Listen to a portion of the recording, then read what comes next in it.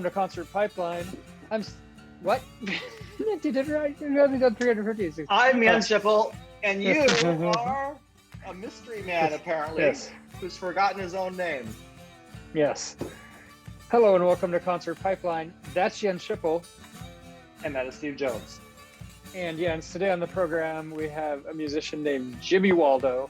He is a keyboardist from a band, Blackthorne, from many years ago.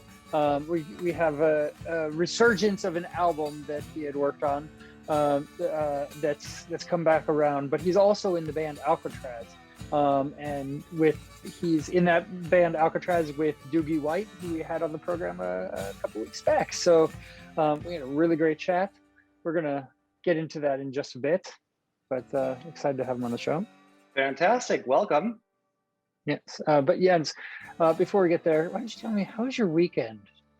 Well, I was prepared for this question, and I thought long and hard about how I was going to respond to that question, in a way that would be both informative and entertaining for both you and our listeners. I can't wait. Yeah, I know the drama is building, right? The anticipation is huge right now, right? People want to know, how was Jens's weekend? Well, at the end of about a 3-hour contemplation about how it was, I came up with what did I even do this weekend? I had a 3-day weekend. I took Friday off, nice 3 days with me and my dog. My wife was away on vacation. And my dog and I were bacheloring it. And I'm like, I don't know. The only thing I remember is we have a swing out in the backyard. In the bedroom. In the bedroom. I'll talk about that on a different episode. Okay. No, this one is the one we have outside, and it's one of those swing things. They're like lounge chairs where you can put your feet up. Yeah. It's like a lounge. It's all like an all-in-one lounge thing, Yes. and there are 2 of them, and they're on the swing, so you can lounge swing. It's really cool. So it's in front of this big tree. So I spent most of my time just trying to get out of the heat, but I was trying to stay outside so I didn't get cabin fever, So I wanted to feel like I got out, but because of the Delta variant or whatever, I didn't want to leave stray too far away from the inside of the house. So I figured the backyard was safe enough. So here, I am swinging back and forth. And I feel bad for the dog because the dog is on the porch just kind of looking at me like, oh, hey, you know what? I have this other swing right next to me. Let me go get a blanket and we can go swing together. So I got a blanket, put the blanket on the swing, and he loved it. I had no idea. I thought maybe he'd get, he'd be weirded out by it or get motion sickness. But he was up high enough where he could just, kind of like a cat, observe everything from a height, and he really loved it. So, okay, yes, beer was involved, and yes, drugs were involved, and I got this amazing idea for what people could look at when they sat down in this little swing. So there's this huge oak tree right in front of the swing. So basically, when you're sitting there, your view is not just the backyard, but pretty much like this big tree in front of your face. And Sure. The previous owners had put they had screwed in this big hook, and maybe they had a little. I'm trying to a little pod swing made out of cloth for kids. You know what I'm talking about? Kind of like a hammock, except kind of like a hammock, except it doesn't go from tree to tree, but it does encompass you, but it connects up on top. So it's like a pod with an opening on one side where you just sit and hang. You know what I'm talking about? Okay, sure, yeah. Yeah. Think of a coconut. Think of a coconut. Have a coconut, yeah. Made a big oval hole on one side, and you can sit on it if you were a little person. Sure. And the coconut is just swinging on the tree thing. It's like that, except it's made out of cotton. Anyway, whatever. So this could have happened with, yeah. I don't even know why I'm talking about this. Oh, yes, right, the hook. So I figured, what would be really cool is if I put a hummingbird feeder on this hook, because the hummingbird feeder that I have is on the bird feeding station. And they don't really like that because there's so many birds, and I don't know if they're intimidated or whatever. So I took the bird feeder thing, the hummingbird feeder part of it, and took it off and put it on this on this hook on this oak tree, and I was swinging back and forth for like a day. A Not whole all day. at one time. Yes. Not all, yeah, not all at one time. I'd come out, I'd do the dishes, and I'd be like, I fucking hate dishes. And then I'd come out and just relax. I'm like, oh, I'm so glad I'm not doing dishes, right? And then I'd go back in, do some dishes. Like, I fucking hate dishes. And then I'd go back on the swing and be like, oh, I'm so glad I'm not doing dishes. So out of, after like days and days of doing this, I was like, it would be really cool is to have two of these things, like two hummingbird feeders, like a restaurant, a multi-level restaurant for hummingbirds, because I had noticed when the hummingbirds started coming, they were really fighting over the nectar, right? They were like being fucking assholes, right? It was like, I don't know, it was like Walmart on Black Friday or Cyber Monday. Like people were beating the shit out of each other just to get the cheap TV. That's kind of like what the hummingbirds were on this thing. They're being assholes. Like sharing is caring, man. They're like 4 places where you can suck out the juice. So I decided, I would try to reduce hummingbird violence by expanding, making a multi-level structure. So I already had 2 hummingbird feeders that were exactly the same. Yes. One of them was on the front side of the house, which I don't think ever got any traffic. So I decided to take an extra little hook that I had, those little hooks with the screw on one side that are meant to screw into your wall or your ceiling, and then you hang a piñata or whatever, and you smash it with a baseball bat, and the candy goes everywhere. Hang a lot of piñatas in my house. Yep. There you go. I knew that. Candy flying, windows broken, that kind of thing. And I'm like, I'm just gonna take some super glue, because I had some extra super glue, and super glue this fucking thing to the bottom of the bird feeder, so there'd be another hook at the bottom of the bird feeder. Yeah, I couldn't screw it in, because it's plastic and it would crack. So I just glued it, and I made sure that it was nice and strong and bonded for a full 24 hours after, initially gluing it together. So I did that, and then I hung the second one down, and I filled it with bird nectar, and then work started, and I have no idea what the hell is going on outside because my 3-day weekend is over. But I hope the freaking the hummingbirds love it. Man, I thought there was an end to the story of like, man, the hummingbirds are on cloud fucking 9. They are getting it on with this nectar. They are loving it. I'm hoping that's probably the case, and I'm hoping that's the case. And I probably dreamt that was the case last night. But I have no evidence of that. But Steve, I'm glad you brought that up, because I've got surveillance. I've got surveillance. This is my this is my little tripod for my camera or my iPhone or iPad or whatever. I've got it all dialed in. I've got the mount. There's not much room here, if you can see this. Because it's I have to put this on top of a bench. It's not high enough. Sure. Basically, I'm trying to get an aerial view of what's going on with the hummingbird feeders. This is going to be exciting footage. This is going to be exciting. Really exciting footage. I've got a little hook here, because if the wind blows, this whole thing's going to fall over with whatever's on top of it. So I've got this little hook thing here, and I'm like, what can I freaking put on this hook? It's really heavy. I found our toilet roll paper from the upstairs bathroom that we stopped using years ago. Toilet paper, who needs toilet paper? It's a waste of money. It's overrated. Yeah, it's totally overrated. So I hope that doesn't fall over. So it's, I don't know why toilet paper holder rolls that sit on the floor, it's this long stick with lots of, like, you can put like 6 pieces of rolls of toilet. I don't know.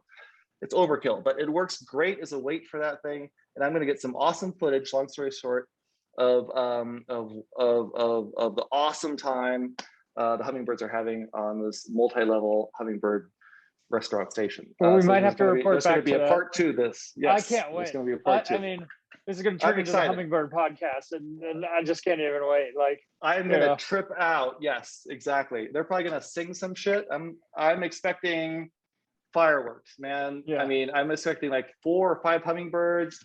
One's on vocals, the other one's like, drums. It sounds great. It sounds like it's going to be awesome. So yeah.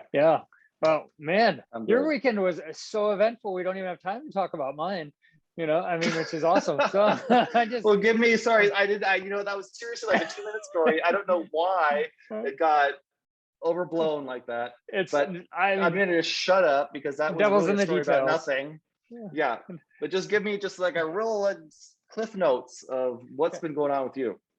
Friday took the kids to Lake Berryessa, which was like a cemetery. I mean, it was just, we saw 2 people out there while we were out in the water, and the sky was smoky and it was just dead.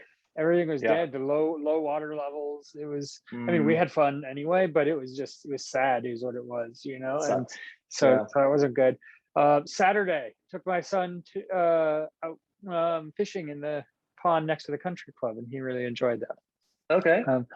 And then Sunday, when we were potentially going to do this pod and get together, instead I had a bachelor day myself and use that to eat everything in the world and drink too much, and so had to make up for it by spending extra time on the Peloton. So I am so glad that you mentioned that part of your whole weekend experience, because I was worried you were going to skip out of that and just start talking more about how awesome your time that your son had at the pond next to the resort. But, I mean, I ate garbage. I ate cookies, I ate cinnamon rolls, I drank cherry cokes with whiskey in it, and beer. I had beer. I was like, okay, this is a bad life decision. But I didn't get I was on the Peloton for at least an hour and a half, but it was, it doesn't even out. I may have made up for a cookie or something. It didn't really even out. But you tried, right? You tried. The guilt was there, like the next day guilt or whatever. You're like, oh my God, what did I do to myself? I'm so ashamed. I'm gonna woke up too early today, and I did an hour on the Peloton this morning, and then another half an hour later. So I'm trying to make up for it, but I'm in bachelor mode at times now, and I don't have kids, and it's not good. But you know what? That's kind of something that I noticed over the weekend while my wife was gone for the whole week. Not just over the weekend, I guess. Well, I was kind of working, so I was focused during the week, but especially on the weekend, 3-day weekend, it's like if there's no one hanging out right next to you, holding you accountable, it's surprisingly easy to get fucked up really quickly. Yeah, it is. And so you need to have that person to hold you accountable, someone at least, to do it, or really be strong yourself. But I thought the dog would do it, but no. Yeah. Well, we both had fun and interesting weekends, it sounds like. So definitely, and let's do expand on that, do a part 2 during the next podcast, and you can tell me if you've burned the 10 billion calories that you needed to burn, because I'm certain that you went to every single location in all of Napa that sells any sort of cookies or donuts or any sweets, and they're all gone. Bought it all out. I mean, there's a major crisis in Napa right now, where people just can't get sugar. Battling the water crisis with the sugar crisis now that Napa has. So it's where we're at. But all right, Jens. Well, let's bring in our guest, shall we? Again, this is Jimmy Waldo from Blackthorne and Alcatrazz. They're re-releasing the Afterlife and Don't Kill the Thrill as a double album with 7 unreleased bonus tracks. And so you can check that out. We get into it pretty deep with the bands that he's in and been in and coming up in music. I mean, talk about opening up for Kiss and that sort of thing, and lots of other incredible bands. We won't spoil all the interview because it's a really fun chat. But let's go ahead and bring in Jimmy Waldo. Sounds good. Welcome, Jimmy. Jimmy, how you doing? Hey, good. I'm really sorry about my mess up on the time. Hey, no worries. We're good. We got you now, right? So thank you. Yeah, I'm here. Yeah. Well, I blew that. Yeah. You are all good. No worries. Thank you. Yeah. So I want to start out by asking, what are things looking like for you right now? How are you doing? How are you holding up through everything that's going on? Really good, actually. It's weird because the last 2 years I've worked harder than I have in years. I mean, I've been so busy. The COVID thing shut everything down. When we made an Alcatrazz record, that'll be out in October, and 2 singles have already come out. We've done videos for those, blah, blah, blah. I just finished another record with a friend of mine that I've been wanting to do for a long time, a bunch of songs that he and I have written over the years. And we got some amazing guitar players to guest on all the songs. So Joe Satriani played on a song, et cetera, Paul Gilbert. And so I did that. And then I played on 2 other albums in Germany, the whole record. So I've been so busy. I'm so lucky. So this whole COVID thing is kind of like, yeah, whatever, what's going on out there? Yeah, okay, whatever, I'm busy. You know, it's so weird. I go to the grocery store, put on a mask, okay, whatever. But I've just been like oblivious almost because I've been so busy. So it's not been good for me, but I mean, I've just been really busy and it hasn't affected me. I mean, Yeah, really, you didn't let it slow you down. Touring is the biggest bummer for me. I love to tour and we were not able to tour. So that was a drag. Yes. So when was the last tour that you went on? And there was a lot you gave me that I want to dig into, but when was no, that's okay. We can stay as long as you want. Let's see.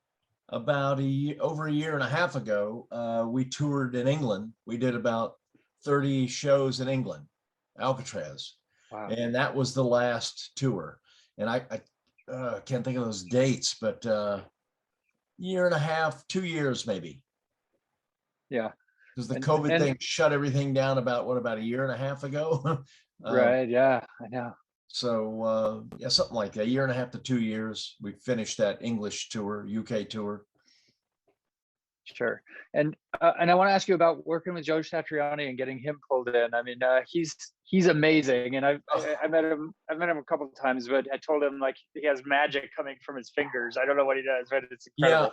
Yeah, the guy is one of my favorite guitar players, and my partner Stephen Rosen, who Stephen and I have been writing together for 30 years, and Stephen wrote most of the lyrics on the Blackthorne record for Graham. And Stephen and I have been writing songs forever. So we wanted to do a record.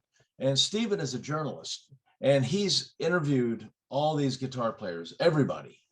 You know, he and Eddie Van Halen were really good friends and blah, blah, blah. And so he's friends with Satriani for years. And so when we went to do this record, we thought, wouldn't it be cool? We didn't have a guitar player. It was just Stephen and I putting the record together, getting people. And, you know, so we both thought, wow, wouldn't it be cool to have some guest guitar players? So Stephen goes, okay, I'll reach out to some people. And I said, well, who are you going to reach out to? He goes, well, I'll ask Joe. And I went, you're kidding, right? Satriani's not, why would he play on this? Satriani came back in 5 minutes and said, oh, I would love to, send me the song. And he says, I'm busy now, but I'll have it done in 2 weeks. And I mean, in 14 days, we got the track and he killed it. Of course. Oh my God. And then Paul Gilbert, same thing. Tracy Guns, who I wasn't real familiar with his playing per se, but he played his ass off. Mike, let's see, Flint's from the band Riot. I don't know if you're familiar with Riot. Yeah, but yeah. Oh my God, Mike is incredible. I mean, yeah. Beyond, he's crazy guitar player, crazy good. Joe Stump, the guitar player in Alcatrazz, killed it for me. I did a great solo and parts in one song. Herman Frank from Halloween or Accept, I get confused. Herman played on a song. I've been writing with them in Germany, so Herman did that, very nice, and he killed it. Let's see, who else? And then Stephen Rosen, my partner, played solos on one side. He played rhythm on everything, but he played solos on one song, did a great job. Played his ass off. Trying to think who else. I'm leaving out somebody I know. Well, anyway, those were the Nozumu Wakai from Japan. Okay. Friend of ours over there, when we toured Japan last, he is on Ward Records, which was our label in Japan. And Nozumu, I had played on some stuff for him, and we're friends. We do each other favors, and so I asked him to play on us, and he killed it. He did an amazing job on one song. So we got very lucky, very lucky. So when you have this long list of great talent that you bring in, and you're able to put together and put this kind of, I don't know, this big project together in this sense, and you're envisioning it. What does that look like for you? I mean, is it do you envision it as like, okay, this is a really freaking great album that we're putting together, or do you try and look at it also as how do we transpose this to the stage when concerts do come back, right? Like when, what does that look like? No, that won't tour. We won't tour with that at all, because it's too many varied people. Right. And touring, as cool as it is a good record, but there'd be nobody would know who it is, whatever we name it. Joe Satriani's not going to be playing solos, and Paul Gilbert. So right. It would just be Stephen and I and a couple other musicians and a really great guitar player. But that wouldn't sell tickets. Right. So no, we wouldn't tour. Nah, just a project. Okay. So I want to go back. Tell me a little bit about what you listened to as a kid. What was on in your house growing up, and like your parents, were they influences for you musically at all? Yes. My mother played piano. She wasn't great, but she loved the instrument. We always had a piano. So from a little kid, I can always remember my mother encouraging me to come on, listen and play these scales or whatever.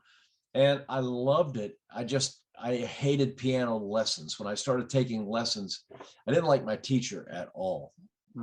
This bitch was enough to make me quit music, So God rest her soul. But yeah, so I took lessons, little piano, and my mother really encouraged that and pushed that. And then I got into guitar, and that really kind of did it for me. Once I started playing guitar, we got into, the Beatles and all the bands of the Stones, and even like playing Ray Charles songs and stuff, old blues and stuff like that. And I wasn't very good, but my neighbor, my best friend, and I both play guitar, and we started a band and started playing out. So we had a keyboard player who was older than us, really good keyboard player, organ player at the time. And then after about a year, he bailed.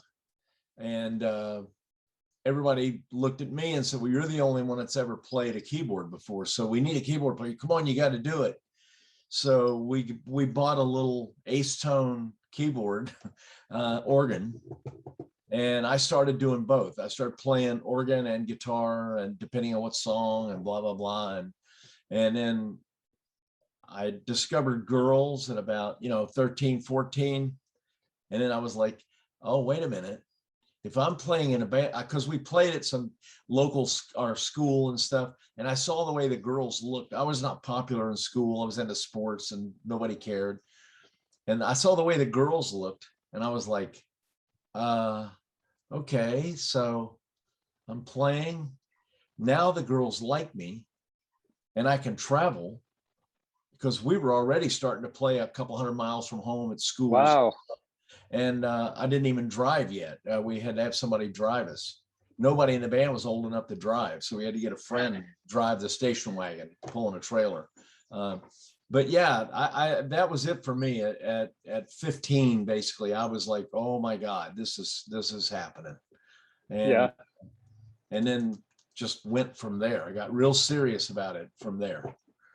And you knew at that point this is what you wanted to do with your life?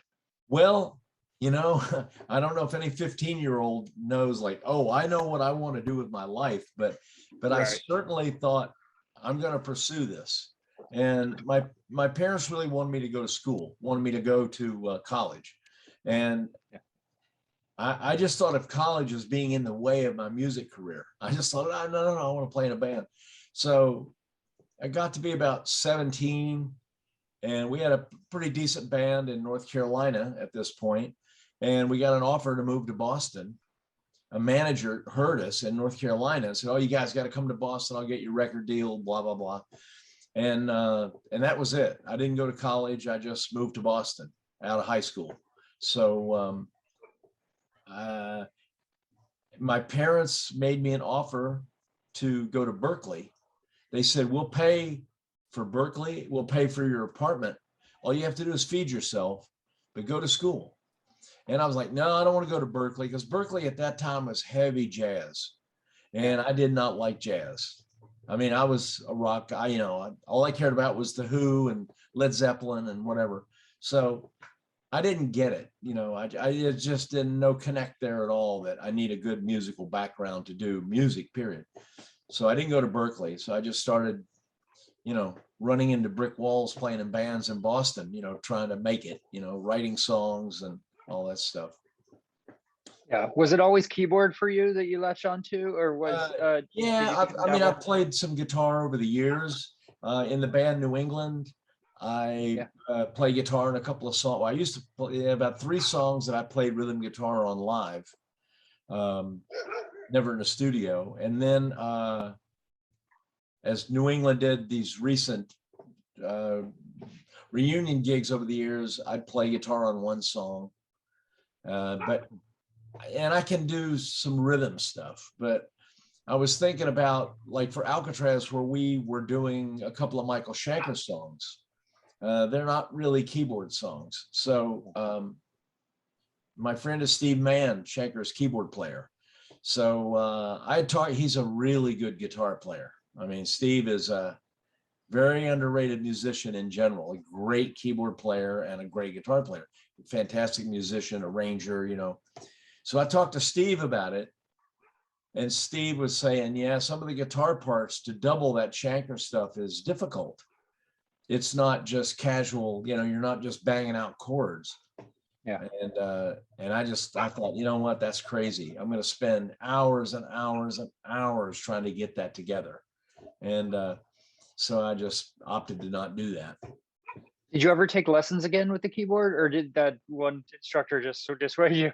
Well, actually, when I moved to Boston, there was a point where I decided to take piano lessons again. So I found a little old lady locally in this little town we lived in outside of Boston. And I went to her and took lessons from her. And she was fantastic because she beat me up. She really, I wasn't taking it real seriously. I just thought, well, it'll be good to take lessons, you know, and she was like, no joke. She was really wailing on me, and I loved it. And I ended up, she had a big house outside of Boston, like a 300-year-old house, huge. And to make ends meet, she was renting out rooms to people. And so every day I'd come over and there'd be something else broken. There was broken windows, there was broken locks on doors, and I knew how to do all that stuff. So I said, "Who's your handyman?" And she said, "Well, I got this guy, and he charges me, you know, at the time, $4 an hour." And I said, "I'll do it for $2 an hour and free piano lessons." So I was her handyman. So in doing that, I was at her house every day. And we'd end up doing lessons like 4 days a week. So it worked out amazing for me. That really helped my playing. She demystified a lot of things for me. We were trying to play some Yes songs and things at the time in bar band. And those solos that Rick Wakeman was doing, I was just like, oh my God, I could never do that. And she demystified it for me. She goes, "Okay, well, what key is the song in?" And I went, "Well, you know, it's in A." She goes, "Okay. Is it a blues thing?" "No." And she goes, "Okay, if it's not blues, it's probably classical bass." I said, yeah. And she would just do scales, and she go, "Well, it's got to be some of these notes. It's got to be these notes, not these notes, but these notes." And I'm like, "Oh yeah." And then she goes, "So your fingering, you just work the fingering out. You can play this." And I did. And so that's what she was one of the biggest helps in my career ever, doing that. So, Yeah. So I took from her for about 2 years. Yeah, that's awesome. Yeah. What were some of the first concerts that you went to that really had an influence on you? You're like, that's what I want to do. That's what I want to be when you're kind of building your image. Well, when I was about 15, I went to see 14, 15, went to see Jerry and the Pacemakers. You remember Jerry and the Pacemakers? Probably I've heard of them, yeah. Okay, well, anyway. I mean, I think I've heard of them. I didn't listen to them a hits. lot, but Ferry Cross the Mersey was a big hit they had. Anyway, the Animals. Okay. I saw the Animals. I saw Neil Diamond, Paul Revere and the Raiders, a whole bunch of bands. We used to have these cavalcade of stars would come through town, and it'd be like 5 or 6 or 8 bands on the bill. And I went to one of those, and I saw the Yardbirds. And that really kicked my ass. That was like, oh my God, this is amazing. I want to, and that really solidified, like, okay, I got to do this. And the girls were going crazy, so it was about a 10,000 seater. I went to a couple of shows there, and that really did it for me. So by the time I moved to Boston, we were serious about getting a record deal and writing songs and all that years later. But then in Boston, I saw the Who. With Keith Moon, oh my God, I saw Genesis, I saw King Crimson, I saw Zeppelin, I saw Mountain, Leslie West, who one of my favorite guitar players ever. So I saw a lot of bands then, and that really just put me over the top. I mean, that was, and Emerson, Lake and Palmer, their first tour. Yeah. So. Yeah, I was gone by then. I was like, oh my God, I got to do this. So I got even more serious at that point. Yeah. Yeah. So tell me a little bit about Blackthorne and kind of how you joined that band, how that came about. I met Bob Kulick in New York in 1978 and 78 or 79. And ironically at a Kiss show. The Kiss was introducing Eric Carr as their new drummer at the Beacon Theater in New York. So we were with Kiss's management and blah, blah, blah, blah, blah. So we went to the show, and somebody said, oh, you got to meet Bob Kulick. He played guitar and wrote early Kiss stuff, And so I met Bob. We hit it off immediately, talked, and we just said, man, we got to work together. We got to do something someday. So he said, yeah, absolutely. So we stayed in touch. I moved to LA a couple of years later. He moved to LA I didn't even know. And then I called him, and he said, yeah, man, I would love to do something, blah, blah, blah. And I said, yeah, well, you're still in New York. I'm in LA. He goes, no, I moved to LA about a year ago. So he was living in LA. So I immediately went over to see him, and we got real serious real quick. We just said, okay, so let's do something. All right. So he played me some songs he had. We talked about some stuff, and then we wrote a couple of things, and then we said, okay, let's do it. So Graham wanted to come he was in Australia, and Bob said, well, let's get Graham, So we did, and that worked for a while. We got a record done miraculously. And then I played with Frankie and Quiet Riot, Frankie Benelli and Chuck Wright. They were good friends and worked with them. So it was a real natural thing. Frankie just killed it. Frankie and Chuck, as a rhythm section, it just doesn't get any better than that, So those guys came in, and it came together quick. Bob and I were real picky about the songs. So it took longer to write the songs and get the songs done. And we used some outside writers. My friend Steven, who I'm doing this record with, wrote a lot of the lyrics and melodies, and which was difficult for him. That was a difficult situation. And then Paul Taylor and Bruce Kulick wrote a song with Bob, one of the best songs on the record with Bob, and Steve Plunkett from Autograph, if you know Steve Plunkett, great writer. and he was a friend, and he and I wrote, and Bob wrote some stuff together. So that's the way that record came together. And then, but we were too late. The grunge thing was really happening. So we couldn't get arrested. I mean, we got a deal in Japan, and that's what got it going. But in the United States, we didn't sell anything. Really. You said it was miraculous. It was miraculous that you were able to complete it. Was it the dynamic, or was it just the wrong time? No. How do I do this tastefully? Well, Bob and I were cranking the songs, no problem, and rehearsing with Frankie and Chuck, putting the material together and all that. Graham was having difficulties writing melodies and lyrics. And so my friend Steven stepped in to help. And Steven and I had written Afterlife, the title track anyway. And so that was completely written before Blackthorn. And so Bob really liked that and liked those lyrics. So he said, wow, who wrote those lyrics? So I brought Steven in, and Graham was having writer's block or whatever. So Steven ended up, sitting with Graham every day, and it took a while.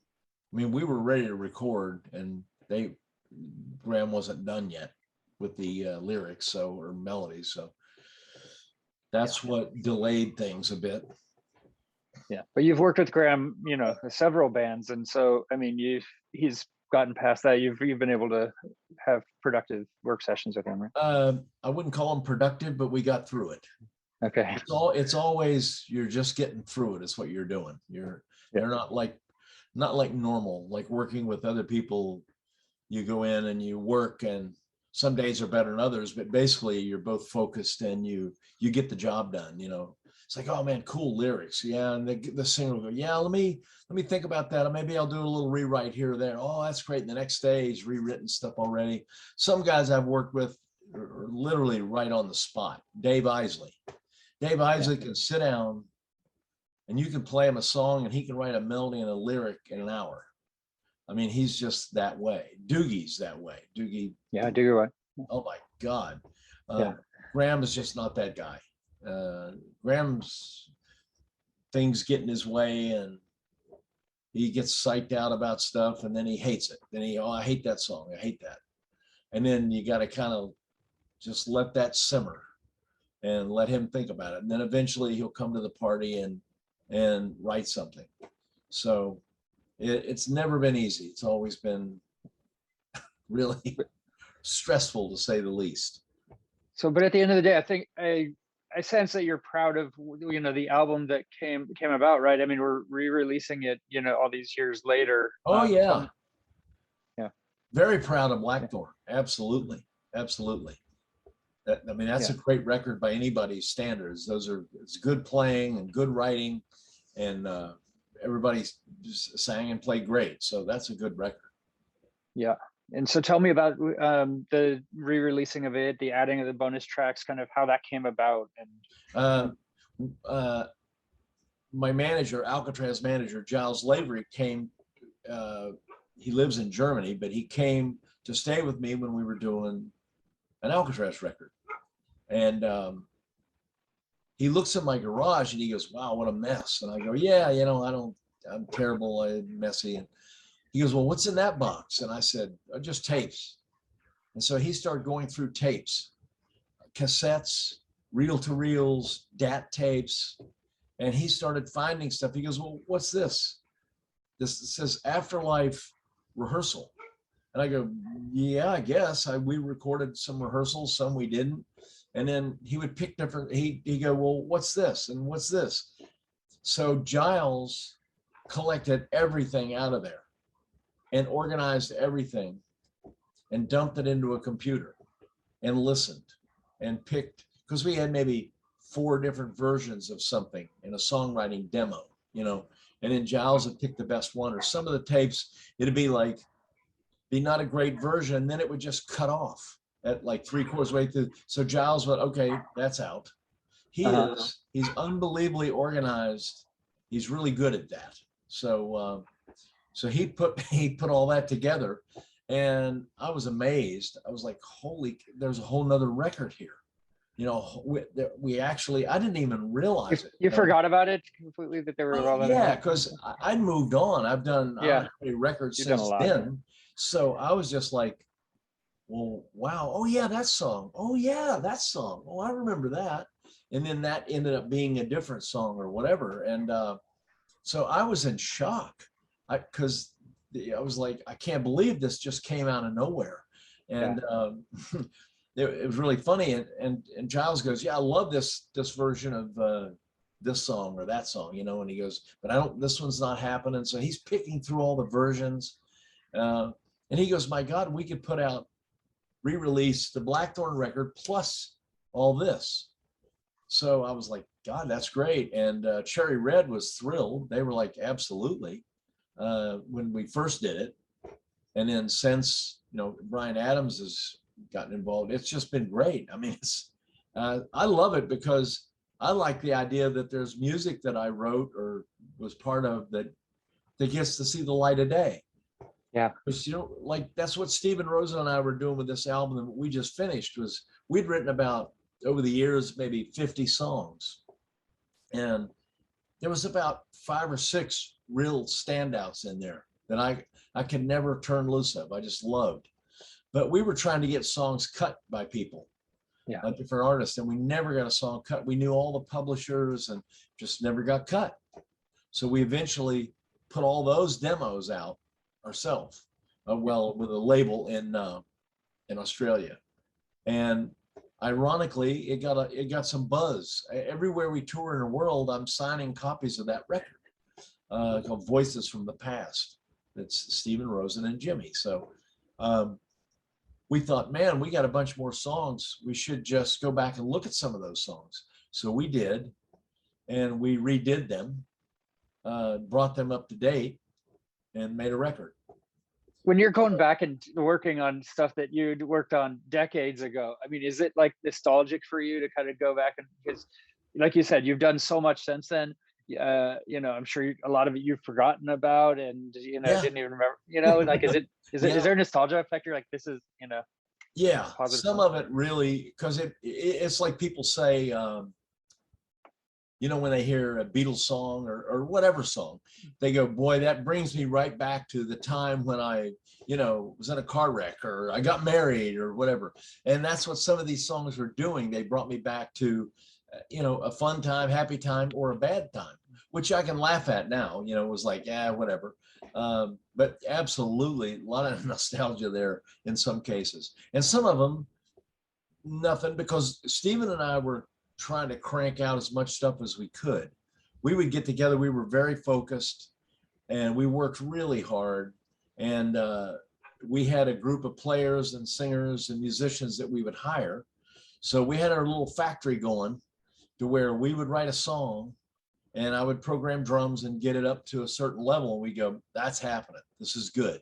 So then I'd work really hard on the drum programming, and then we would get what we thought was the right singer, etc., guitar player, bass player, and start cutting them. So there's a lot of good memories with those, because all those guys were just great guys, and ended up being, I made some really good friends out of those sessions, and still working with some of those people. So it's really cool. Yeah, and on the album, you have a cover of Graham's Rainbow classic All Night Long. Like, how did you decide to include that? Well, we sort of ran out of songs. Bob and I didn't run out of songs. Graham just wanted to get it over with. So Graham said, well, let's just do All Night Long. And then it's a good song and I liked it, but I just thought, well, you've done it on every record you've ever done, and Alcatrazz did it live and all that stuff. But so that's how we ended up doing it. We just did, okay, so this will end it. You know, Graham won't have to be in, because it was stressing him out trying to write. And Stephen's a really cool guy and liked Graham, was trying to help, but it was just a stressful thing. And so we just thought, you know what? We got these good songs, so we'll put that on there. And so it's really to kind of get us out of a jam. Yeah. So tell me a little bit about Alcatrazz. We had Doogie White on a couple weeks back, actually, and so got to talk to him for a while. It was pretty cool. How's working with Doogie, and tell me about the dynamic of that band. Working with Doogie, that's as good as it gets. You're not going to find anybody that's a better singer, better lyricist, better person to work with. Doogie's and you can tell Doogie's been working on being a pro his whole career.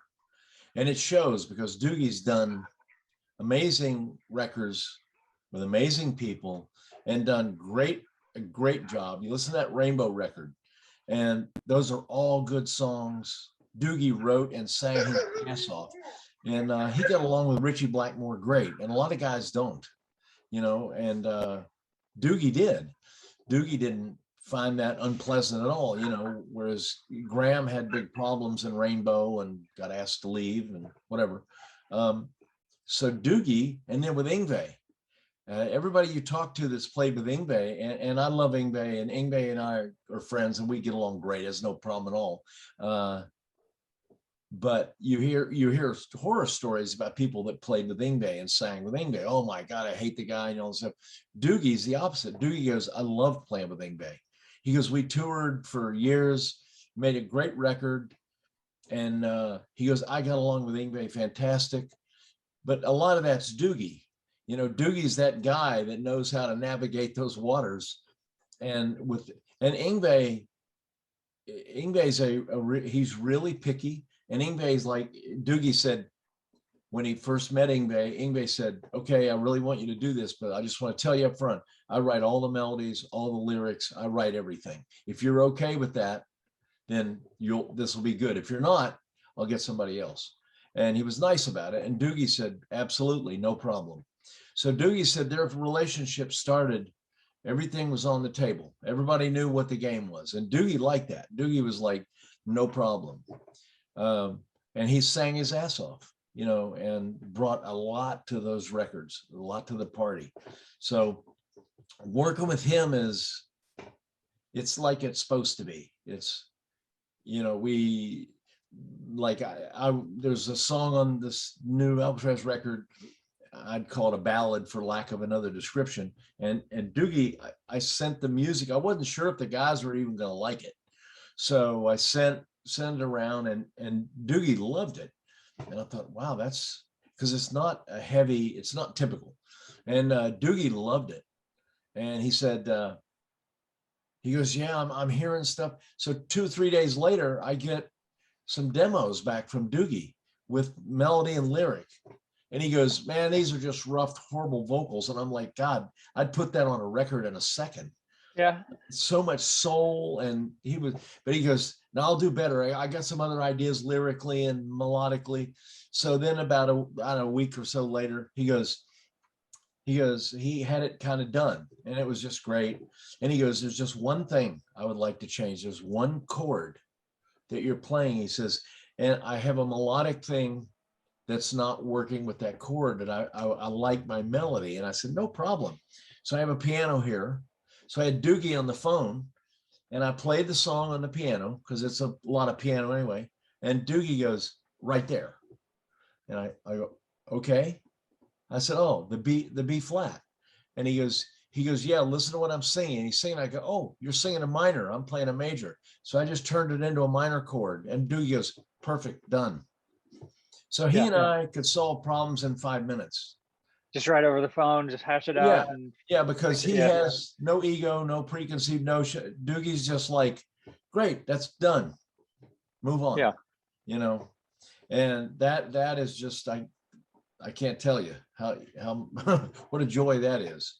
So he's fantastic. Great pitch.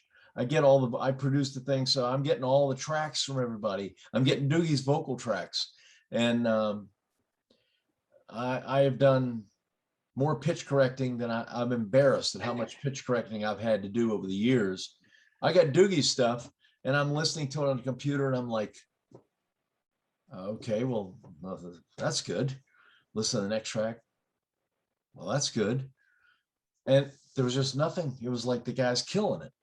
Yeah. And he doesn't do it at home. I asked him, I said, Doogie, are you pitch correcting this stuff? He goes, no, I never touch that software. No, I don't like that shit. You know, so anyway, he's a joy to work with. Yeah. Yeah. Great.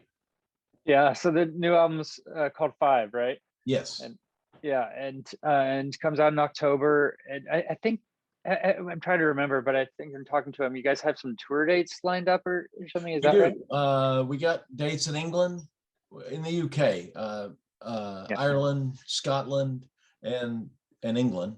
We got a couple of festivals. We start with a festival in England, and then there's another festival in Scotland that we played before, really cool, the Winter Storm Festival in Troon on the ocean, most amazing place. And then we're playing this clubs in Ireland that we played before, really cool. All these gigs are really cool gigs. They're most of them are clubs we played before. And the cool part about it, we're going to do it with Girls School. And we're doing most of the shows with them, and they're such cool people, and they draw great. So we're going to be playing to packed houses, which that for Alcatrazz, we haven't been doing that. We weren't much of a draw. In England, we'd play in a 500-seat club, and maybe there'd be 150 people. And the club owners are like, yeah, that's okay. You know, it was a good show. It's okay. But I was always from the stage looking out, I'm like seeing all this emptiness back there, thinking, God, played in Spain. And Robert, the promoter in Spain, coolest people, treat us great, playing these beautiful clubs. I mean, you can't ask for a better production, like playing in Japan almost. And, you know, 200 people in a 1,000-seat room. There's one club we play there, Michael Schenker plays. They have a curtain. They cut the room in half. So they open that up for Michael Schenker, and he packs the place. They have to cut it in half for us, and then we still only put in 150 people. So this time out, the response with Doogie has been amazing. Doogie's got a lot of fans out there, and the promoters love him. So the general indication is this tour is going to be really good because Girls School is going to help pack the place, and then it'll be fresh for us with Doogie and Gary Shea back in the band full time, the original bass player. He named the band. Gary came up with the name Alcatrazz. So this is going to be just a blast. Touring. Yeah. I actually took my kids to Alcatrazz just the other day, which is pretty funny. So they really enjoyed it. Yeah. You're in Santa Cruz? I'm in Napa. So Napa. Yeah. Oh, that's right. That's right. So that's still a schlep for you to go to Alcatrazz from Napa. I mean, I got to get to San Francisco and everything, but make a morning of it and get my son enjoyed getting on the ferry and going over there. And it's a cool experience. It sounds kind of dark, like, oh, I'm going to take the kids and go to a prison today, but it's a historical thing, that we went there to shoot pictures, so we rented the island for the day. Really? Yeah. We got to deal with the park service, and we rented it, so we had no tourists, and it was amazing. The stories, because we had the guy with us the whole day, and he's just talking the whole day, telling us inside stories and stuff that he can't even tell some of the tourists because maybe they're a little dark, but Al Capone stories and just really, really cool stuff. So we had a really good time that day. Oh, that's awesome. I mean, what a cool place to have to yourself too. And Yngwie, coming from Sweden, he's 18 years old. Yngwie's like, what are we doing? Where are we? He was on 10. He was having a ball because all this attention and a photographer on us, obviously all the time. She was taking pictures of everything. I mean, every minute, the whole day.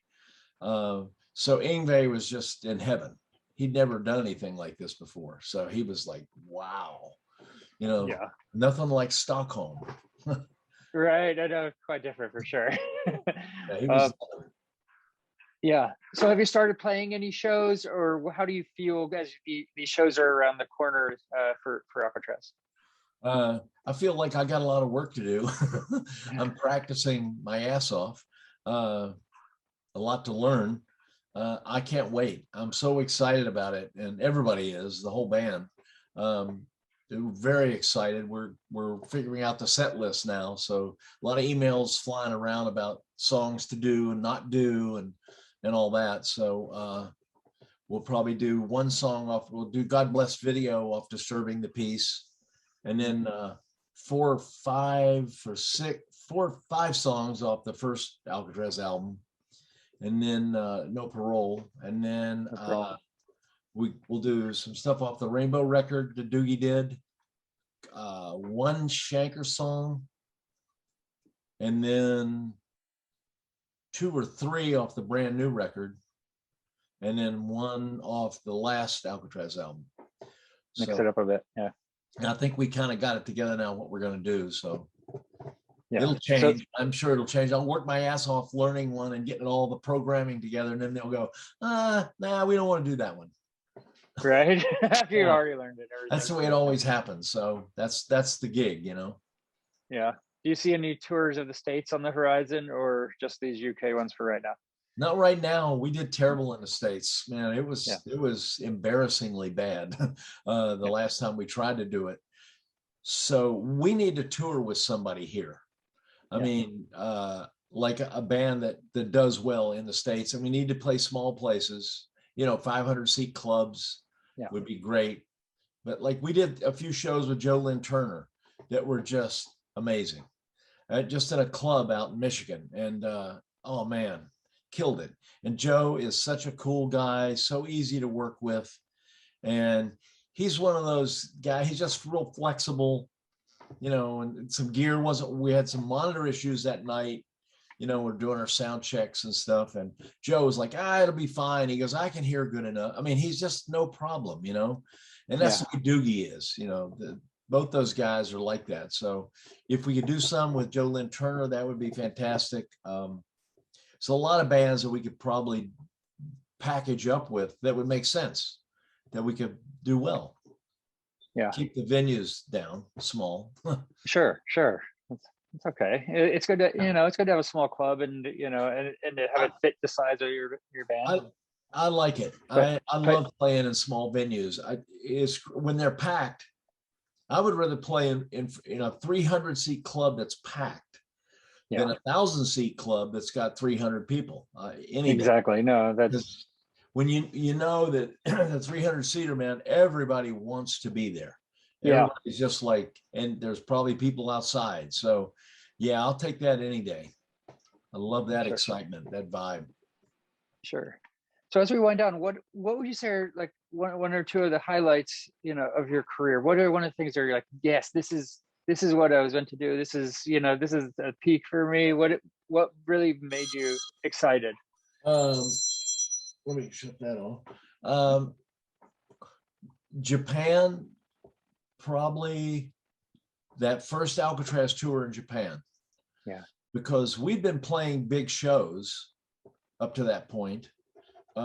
Some big shows. We hadn't been together that long, but and some pretty cool shows, but we weren't ready for that. I'd never been to Japan.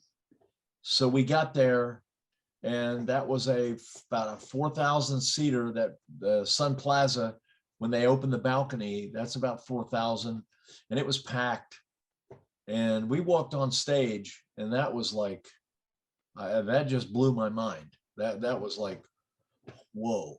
And with New England had toured, and we'd done Madison Square Garden with Kiss, and we'd done huge venues with Kiss. It was just different, and it was great for the band at the time. The New England was doing really well, had a record on the radio and all that. This was different. Alcatrazz was different. This was, I can't explain it. I don't know, but it really was. I walked on stage, and it was almost like you had to pinch myself, like, okay, calm down, you got to play the show. It was just overwhelming. So that was a high point for me, that first show in Japan. Yeah, it just incredible. Yeah. How was playing with Kiss? It was great. we had the same manager. Yeah. So Bill O'Coin managed us and Kiss. So Paul Stanley had co-produced the first New England record. So we spent a lot of time with Paul. So we knew him well, and he knew us. Those guys treated us so good. We got spoiled, really. Yeah. Because the crews, they had great crews, really nice people, really cool guys. And we just got treated really good. And we got spoiled because we would do the Kiss shows, and then we'd have a week off and we'd go do 2 dates with Rush or Kansas or Styx. And all those people were really nice to us. But it was a different, no sound checks, and it was a whole different vibe. But as people, the guys in the band, like the guys in Rush, were unbelievably cool. Geddy Lee doesn't get nicer than that, such a cool. I mean, I'm playing keyboards at a sound check, and Geddy Lee comes over and he goes, "Man, I love that sound you're getting on the Mellotron." He goes, "I wish I could do that. I can't." And he's describing his keyboard thing, trying to do something live, and we're talking, and just the coolest guy. And so those gigs that was a lot of fun. The Kiss stuff was cool though, because those crowds, we had a hit record and so there was a lot of people there to see us. So that, along with the Kiss thing, the crowds were fantastic. Yeah, they were great. That's awesome. Like I said, Kiss treated us like so good that we were spoiled. Yeah, incredible memories, huh? Yeah, amazing, amazing memories. Yeah. Absolutely. It's a different world now, but that's okay. It is what it is. It's like you can't be mad because the world changed or the music business changed. It is what it is. And I just like playing live. I love playing live. I mean, I like doing records, but it gets tedious, and there's deadlines. There's always deadlines. Well, I got to have these keyboards done by Friday. I got to have it done by Friday because we got to get the thing done, and then it's got to go to mix. He's got to be mixed by March the 15th, and touring is way different because you go on tour and there's the dates on a calendar. You know where you're going to be tomorrow night and what hotel you're staying in. And I like the zombie thing. I just get up and go, be in the lobby at 10 a.m. Yeah. And I just go down to the lobby. Somebody tells me where to go. There's the van. Get in the van, ride, talk, enjoy with your friends. Get out of the van. There's the venue. You know what you're going to do. You go in, set up, play. I mean, I love that. I've always liked, playing live. So. Yeah. Oh, that's awesome. Well, Jimmy, I want to thank you for taking the time today. I definitely. My pleasure. And again, I apologize for screwing up the schedule. That was my fault. You're all good. John Lappin is all over this. Yes. So organized, and he sends me emails and texts and stuff. I had it all together, but I got smart. I thought, I'm going to make a big note here. So I wrote my notes, and I totally goofed on my notes. I just, big magic marker, white paper right there. It was there, but was doing this kind of thing. And I just totally blew it. So he called me, and I was like, "Oh no, I did it. Oh shit." So anyway, apologize for that. I told him I'd bust your chops a bit, but it was just. No, go ahead. Why were you late? Seriously, my time is important. Okay, come on. Are you seriously you talk about tour. You have to be at a certain place at a certain time, right? Yeah. Sound check is from 5:30 to 5:55. That's your time. Then get Which out. Which part of that don't you get? I know. Come on, time is. You're trying to make a living in that miserable place that you're obviously sitting. That just looks horrible. I know, it's really rough, right? So yeah, that room that you're in, even with those posters of the trees and the sky. It's all fake, right? Yeah, exactly. You're in Brooklyn, Yes. Right. Things are really tense. There's people all around. They're just, I don't need to get into COVID stuff, but I'll tell John. I'll email John. I'm gonna have fun with him. I'm gonna text him and go, man, he was really pissed. I said, you know, it Yeah. took about 20 minutes to get over the bad vibes, but you know, and John will go, he'll be right there. He'll be like, oh my God, I'm sorry. I called him. Everything was fine. I don't understand. Yeah, that's what I'm going to do. He knows me. He knows me. We've been working together for a while. So I know that's what he said. Pretty easy going. And yeah, you seem like it. Yeah. But thank you so much. I really appreciate it. Hey, of course. Well, I wish you luck on the tour and with the albums coming out and everything, and keep at it. You know, it's all about touring, and hopefully you're able to get out here on the West Coast sometime and yes, sync up. So well, if we do, you got to come to the show. Absolutely. I'm there. So sounds good. You have a good one. Okay, Jimmy? You too. Thank you very much. All right, Jens, that was the interview with Jimmy Waldo here on Concert Pipeline. And that takes us to the final segment on the program. What is it? Well, let me tell you all about that. Thank you, Jimmy, for joining us.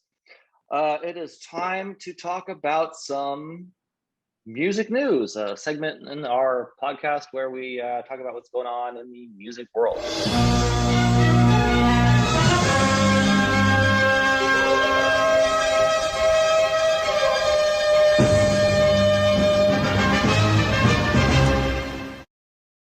Jens, all right. Well, my first story here is a follow-up to a previous story that we did, I believe, last week, in which we talked about Live Nation allowing artists the ability to choose whether they, how they process with COVID requirements and that sort of thing, right? Their shows.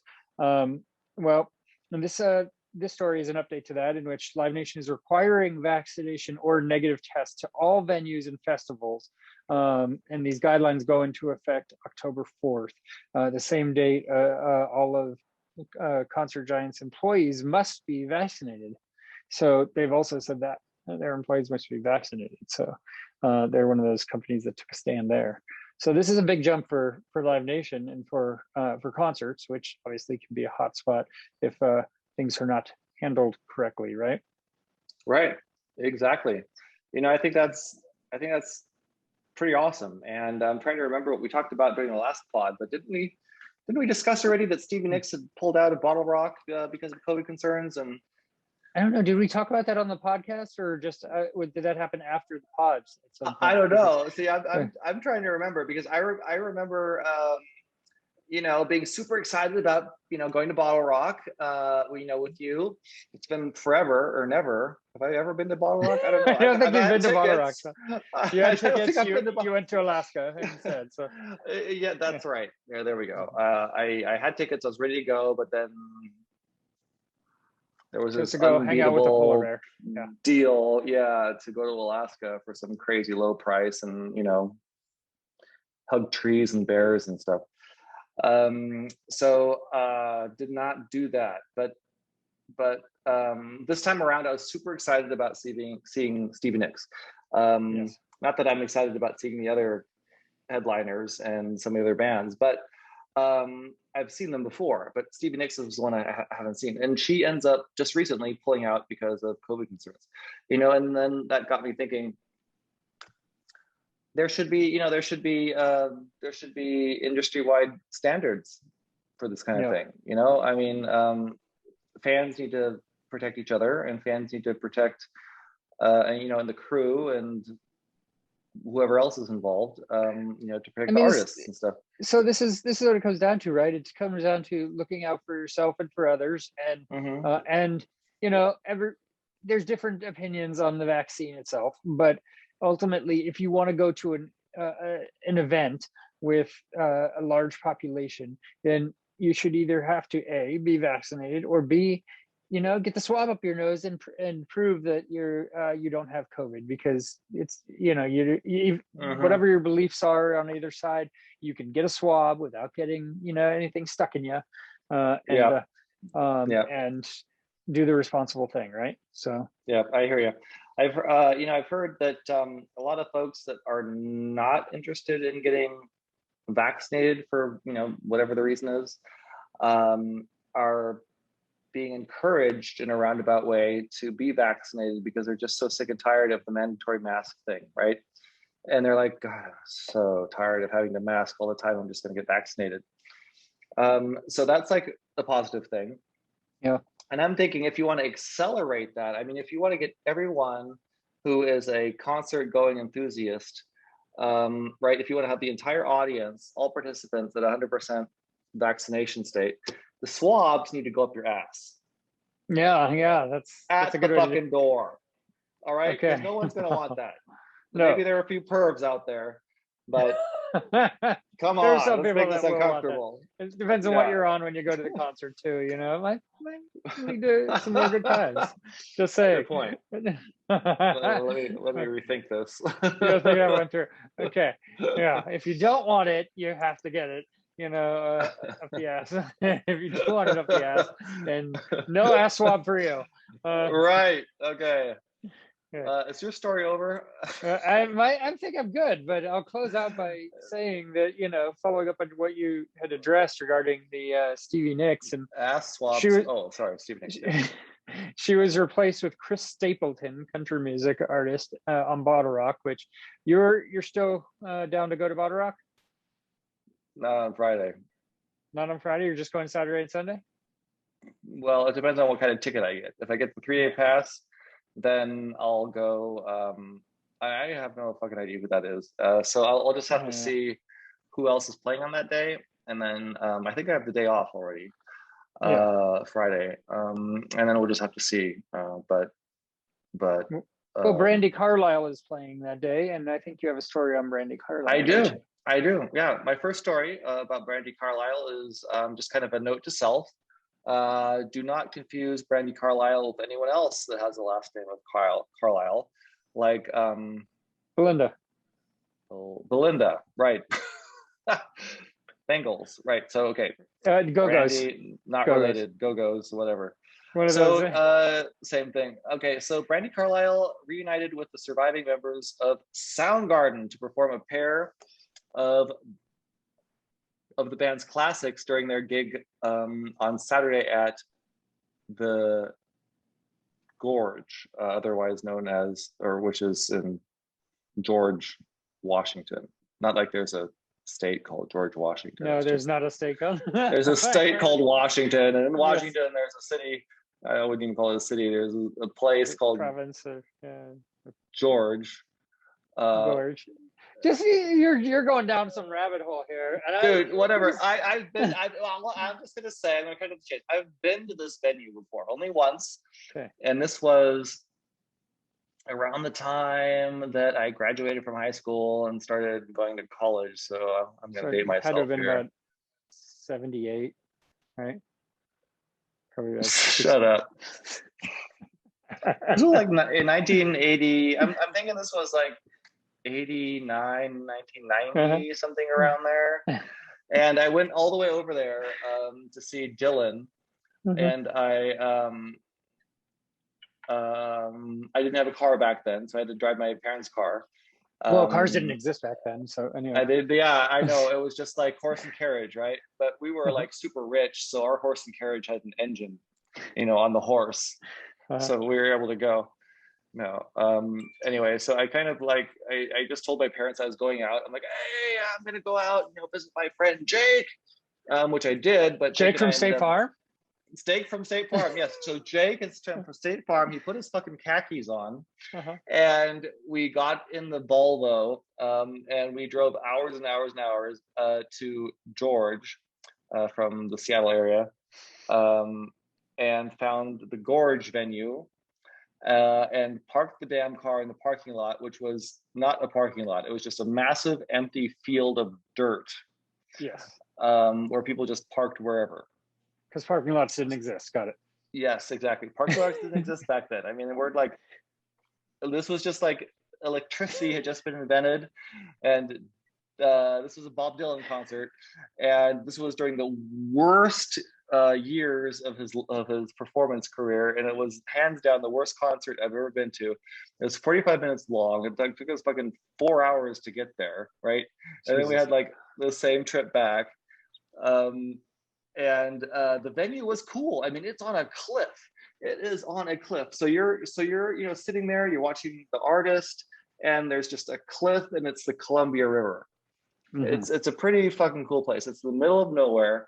but it's a pretty fucking cool place, and it's worth it in case anyone, ever has the opportunity to do it. I would highly recommend it. However, there's one caveat I need to say. If I don't know, I mean, it was a long time ago. I don't know if the parking lot is still a dirt field.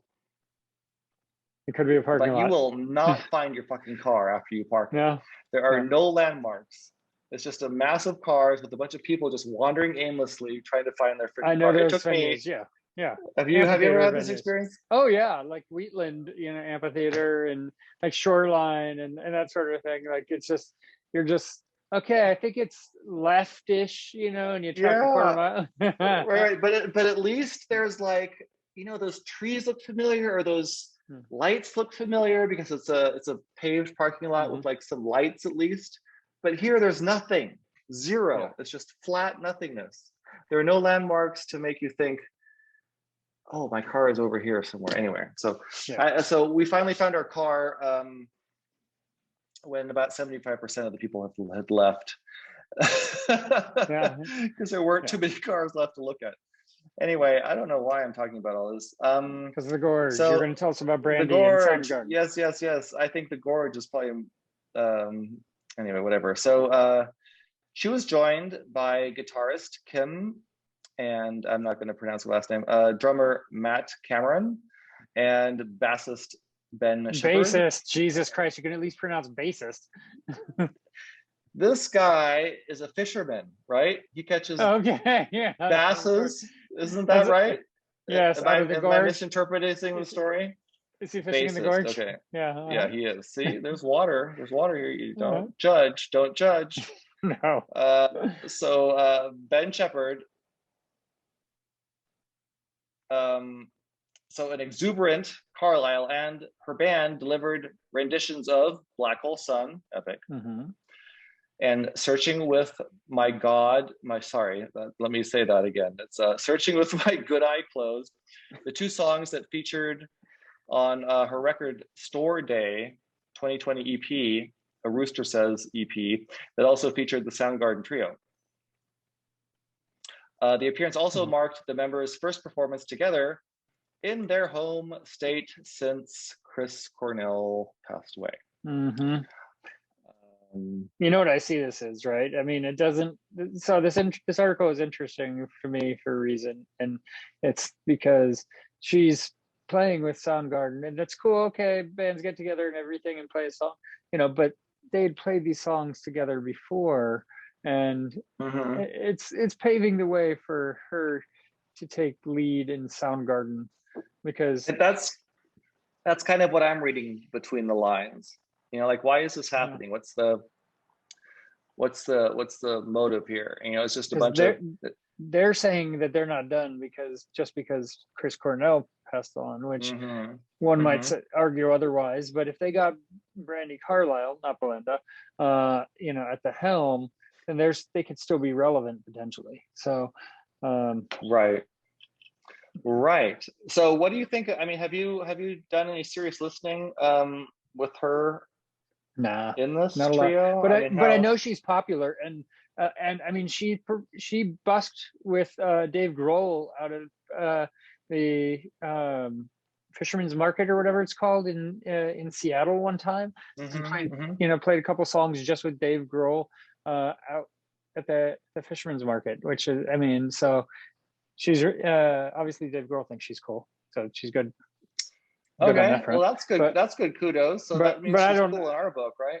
I don't know a lot of her stuff or anything, and can't speak to. But that's a possibility there. So we'll see what happens. I mean, I'm intrigued. I think that's interesting stuff. And speaking of Dave Grohl, yes, I have one story to close us out, and it does have to do with Dave Grohl. Is it a Dave Grohl story? It is. Is Dave Grohl mentioned in the story? He is, in the title even. He's flying from Australia to LA mid-tour to take his daughters to a dance. How sweet. This is a daddy of the year, right? So yeah, definitely. He was on tour with Foo Fighters to make sure he could take his daughters to a father-daughter dance. And he was speaking Australia? to Mark. So he was, this past week, he was on Mark Hoppus's Apple Music show, After School Radio, which is really cool, by the way. I check it out. I mean, it's 2 hours, and Mark Hoppus gets these great musicians on, and they'll intersperse it. Like for the first hour, they play a ton of music. I think a lot of times it relates to the musician that he has on. But he's had Justin Pierre from Motion City Soundtrack. Like a couple weeks back, he had Tom DeLonge from Blink-182, and they've had this rival, where Tom DeLonge, left the band to go chase UFOs and everything. So listen to that. But which apparently are real. UFOs are real and not called UFOs. At this point in my life, I believe anything. But Mark Hoppus had Dave Grohl on, and so on the program, and so Dave Grohl talked about this. He said, I had to fly back from Australia for one day. It's like an 18-hour flight. I know, it's on the other side of the planet. My kids to this daddy-daughter dance. It was ridiculous. I could not go to this daddy-daughter dance. It was not an option. And I told everybody, I'm sorry, we're going to have to cancel that Perth Stadium show because I have to do this thing. And I said that he and the Foo's tour manager, Gus Brett, came up with a plan where they would both head straight from the band's gig in Adelaide to hop on a jet, which took them to Sydney, then catch the flight to LA in time for the dance. Going into this dance, the kids didn't even care I was there. He continued. They were like, okay, Dad, bye. And then I go straight back to the plane and then land in Australia and literally have a show in 4 hours. It was ridiculous. Oh my God, that's insane. Badass. That is insane. He's too Dave Grohl for Dave Grohl. It really is what he is. Down to, right? He's over the top on himself, right? Yeah. He's exceeding expectations even for himself. But you know what? Okay, wait, let's take a step back. So he did this for the father-daughter dance? Yes. But I mean, maybe he had a dance with his daughter, but it sounded like they were just off playing with their friends anyway. So, yeah, someday she's gonna really appreciate that shit. I hope so. She can fully comprehends it, or even remembers Probably too late. But she's just got to live with the fact that her dad is Dave Grohl, badass of badasses, right? So, yeah. I wonder if she actually calls him, like, his nickname is Badass. Hey, Badass. Yeah. Can I have my allowance? Hey, Badass. Can you better than Dadass, I guess. But yeah, so right. Well, that is our show for today, Jens. So thank you again to Jimmy Waldo for being on the program. And let me tell you who we have on next week. We have a band called The Record Company, and they have a new album that's going to be coming out October 8th called Play Loud. I got a chance to listen to it today, and I dig it. It's good stuff. Dig it. So we're gonna have them on next week, and the show keeps rolling. So, all right. For all of us here at Concert Pipeline, that's Jim Schiffel, and that, my friends, is Steve fucking Jones, not from the Sex Pistols, but from Concert Pipeline. Yes, we'll catch you next time.